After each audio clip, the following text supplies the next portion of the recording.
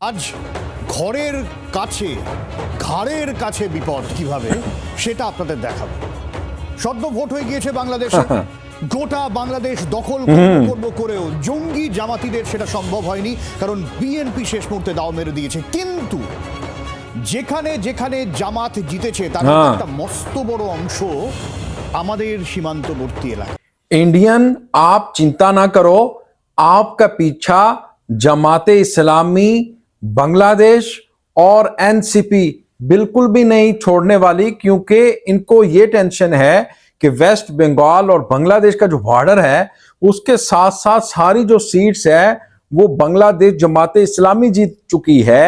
उन्हें अब ये प्रॉब्लम है कि देखें हमारे बॉर्डर के साथ तो जमाते इस्लामी आ गई है, वेस्ट बंगाल तक जमात आ चुकी है, तो हम इससे कैसे बचें? हमें बीएनपी को सपोर्ट करना पड़ेगा। वो इस तरह की बातें कर रहे हैं। अब मैं आपको ये भी बता दूं कि बीएनपी भी आपके हाथों में आने वाली नहीं है। बीएनपी भी वो फैसला करेगी जो बांग्लादेश के लिए बेहतर होगा, क्योंकि आज जिस तरह से आपको पता है कि ओथ टेकिंग सेरेमनी हुई है, तकरीब हल बर्दारी हुई है, उसमें पाकिस्तान के वजीर दाखिला, पाकिस्तान के वजीर मनसूबाबंदी वो गए और एहसन इकबाल जिनका नाम है उनका वहां पर वार्म वेलकम किया गया। लोगों ने जब गाड़ी को देखा कि ये एहसन इकबाल की गाड़ी है, पाकिस्तान के मिनिस्टर हैं, सल्यूट किया, सेल्फी पिक्चर्स लेना शुरू कर दी। इतना प्यार है पाकिस्तानियों के साथ। लेकिन भाई आप यानी हिंदुस्तान के लिए अच्छी खबर नहीं है, क्योंकि जमात भी जीत गई है बॉर्डर के साथ साथ, इसलिए वो बहुत ही ज्यादा सीख पाए, चीखे मार रहे हैं।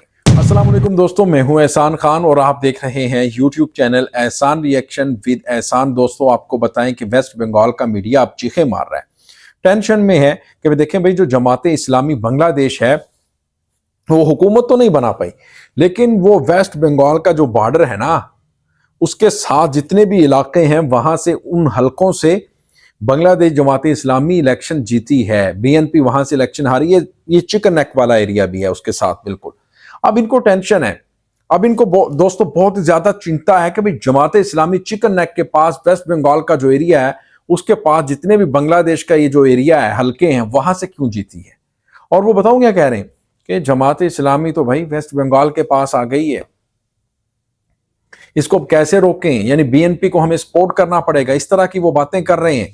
लेकिन मैं आपको ये बताऊं कि जमाते इस्लामी ने जो बड़ा फैसला किया है वो ये किया है कि एक तो वो हुकूमत की यानी सरकार की जो गाड़ियां होती हैं, टैक्स फ्री, पेट्रोल फ्री, घर मिलता है, बड़े बड़े बंगले मिलते हैं एमपीज को, वो उन्होंने लेने से इनकार कर दिया है। उन्होंने कहा कि देखें भाई हम जो अपनी आवाम का पैसा है वो इस तरह से नहीं उड़ाएंगे अपनी ऐशो इशरत में, हम उसके जिम्मेदार हैं, हम अपने पैसे से सब कुछ करेंगे और ना हम हुकूमत से गाड़ी लेंगे, ना बंगला लेंगे, कुछ भी नहीं लेंगे। तो मैं समझता हूं कि जमात इस्लामी की तरफ से ये जो फैसला है इसका खैर मकदम करना चाहिए सबको। तो और भी बड़ी खबरें हैं वो भी आपके साथ शेयर करेंगे, लेकिन पहले ये वेस्ट बंगाल का मीडिया क्या कह रहा है, आइए दोस्तों ये वीडियो देखते हैं।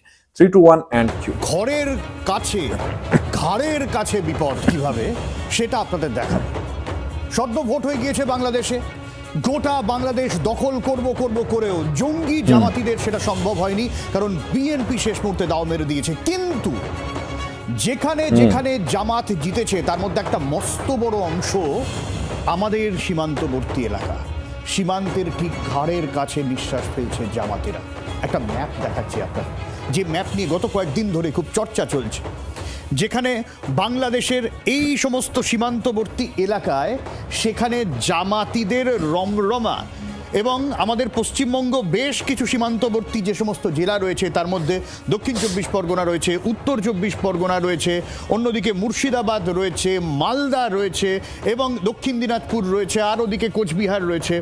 এবং ঠিক এই জায়গায় দাঁড়িয়ে বিশেষ করে এই জায়গাটা খুব ইন্টারেস্টিং, কারণ বাংলাদেশে যদি আপনি নিচের দিকে দেখেন তাহলে ঐতিহাসিকভাবে কিছু কিছু জায়গায় জামাতিদের একটা স্ট্রং হোল্ড ছিল। আওয়ামী লীগের চাপে তারা মাথা তুলতে পারেনি বটে, কিন্তু বাংলাদেশের এই নর্থ ডিভিশন, যেটা রংপুর ডিভিশন যদি আমি বলি, যেখানে কোচবিহার এবং অসমের একটা বিস্তীর্ণ পার্ট পড়ছে, সেগুলো তো যখন জামাতিরা দখল করে নিয়েছে এবং জামাতিদের রমরমা, তখন কিন্তু চিন্তাটা বাড়াচ্ছে যে কিভাবে সম্ভবপর হলো এই পরিস্থিতিতেও, যেখানে এই সমস্ত জায়গায় জামাতিরা দখল করে নিল এবং বিস্তীর্ণ এলাকা গাইবান্ধা থেকে শুরু করে রংপুর ডিভিশনের বেশ কিছু অংশ, কুড়িগ্রাম, এই সমস্ত এলাকা জামাতিরা দখল করেছে। কুড়িগ্রাম, রংপুর ডিভিশন। যদি এই সমস্ত এলাকার জামাতিদের স্ট্রং হোল্ড হয়ে থাকে, তাহলে নিঃসন্দেহে এগুলো জঙ্গি সেফ হেভেন হয়ে উঠতে আর বেশি সময় নেবে না। ফলে খুব স্বাভাবিকভাবেই আলাদা করে সীমান্ত সুরক্ষা নিয়ে প্রশ্ন তুলছে, যেখানে আমাদের সীমান্ত সুরক্ষা নিয়ে এপার বাংলাতেই রাজনীতির দড়ি টানাটানি চলে। এখনো পর্যন্ত সীমান্ত 100% সুরক্ষিত করা যায়নি।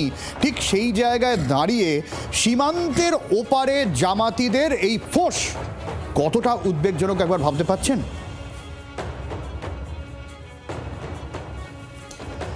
আমাদের সঙ্গে এই মুহূর্তে রাজনৈতিক সম্পর্ক বিশেষজ্ঞ অনিক চট্টোপাধ্যায় রয়েছেন এবং 24 ঘন্টা ডেপুটি এডিটর পিউ রায় রয়েছেন। আমি শুরুতেই পিউয়ের কাছে যাব, ঠিক কতটা চিন্তার এই নির্বাচনে একেবারে সীমান্তের ঘাড়ের কাছে জামাতিদের ফোঁস? চিন্তার যে কত, এ বিষয়ে না কোনো সন্দেহ নেই সব্যসাচী। ভীষণ চিন্তা, কারণ জামাতিরা কি করতে পারে আমরা গত 1 বছরে দেখেছি, এবং বাংলাদেশের মাটিতে কিভাবে তাদের দাপাদাপি, কিভাবে তাদের আস্ফালন।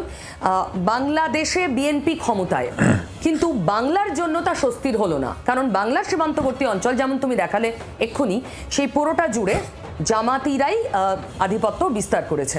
ফলে আমাদের মাথা ব্যথা বাড়বে। আমার এক্ষেত্রে অন্য একটা প্রসঙ্গ ভীষণ মাথায় আসছে। এখানেই না নয়াদিল্লির একটা বিরাট বড় ভূমিকা। নয়াদিল্লির ভূমিকা কি?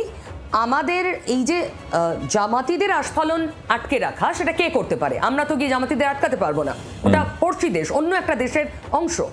করতে পারেন তারেক রহমান, বা তিনি শপথ নেবেন যখন, তারপর, বা বিএনপির সঙ্গে আমাদের সম্পর্কটা নয়াদিল্লি সব সময় কিভাবে মসৃণ রাখা যায় সেই চেষ্টা করতে পারে, যার ফল, যার প্রভাব পড়তে পারে এই জামাতি আস্ফালনের ওপর। কারণ বিএনপির সঙ্গে আমাদের সম্পর্ক যত মসৃণ হবে, নয়াদিল্লি ঢাকার সম্পর্ক যত টাইট হবে, তত বিএনপি চেষ্টা করবে জামাতিদের নিयंत्रण। तो दोस्तों, आपने ये वीडियो देखी है, देखें जो जमात इस्लामी है बड़ी मुनज़्ज़म तंजीम है, बड़ी अच्छी जमात है, और वो अब किस तरह से देखें उन्होंने जो अपोजिशन का जो रोल है वो किस तरह से निभाएंगे, ये भी आप सबको पता है। यानी हुकूमत को थोड़ी सी भी सुस्ती, काहली नहीं बर्दाश्त की जाएगी और फौरी उनको पकड़ लिया जाएगा कान से, अगर बीएनपी इस तरह से करने की कोशिश करेगी। और मैं समझता हूं कि हिंदुस्तान भी इतना इजी ना ले। और आज की जो बड़ी खबर ये है कि एनसीपी के जो हसनात अब्दुल्ला है ना, जिन्होंने इलेक्शन जीता है, आज ऑथ टेकिंग सेरेमनी में गए पार्लियामेंट में, हसनात अब्दुल्ला, उन्होंने वो इनकलाब वाली, जुलाई वाली वो जर्सी पहनी हुई थी, शर्ट पहनी हुई थी, उसके अंदर ही वो चले गए, यानी एक सादा लिबास के अंदर हलफ उठाने के लिए चले गए। वो इस वक्त बहुत ज्यादा वायरल है पूरे बांग्लादेश में। उसको देखा जा रहा है कि देखें आप एमपी बन चुके हैं और फिर भी आप एक सादा सी जर्सी पहनकर आ गए हैं। उनका कहने का मकसद ये है कि असल में देखें, उनका ये जर्सी पहनकर आने का जो इशारा है वो ये है कि देखें मैं आम इंसान हूं, आप में से आया हूं, और मैं एमपी बनकर भी आप जैसा ही हूं, और मैं आपके लोगों के, आप जैसे भाइयों के उसके वोट से मैं अगर पार्लियामेंट में आ गया हूं तो घबराइएगा मत, मैं आपके लड़ूंगा, आपकी जंग लड़ूंगा और आपके हकूक के लिए आवाज बुलंद करूंगा। दोस्तों, आपका क्या कहना है इस वीडियो के बारे में बताइएगा कमेंट सेक्शन में। मिलेंगे आपसे नेक्स्ट वीडियो में, तब तक के लिए अल्लाह हाफिज।